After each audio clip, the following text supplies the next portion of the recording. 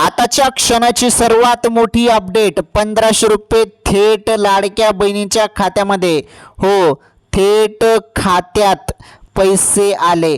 सर्व जिल्ह्यात पैसे आले. हे बघा, हळूहळूपणे काही जिल्ह्यात पैसे सुटले.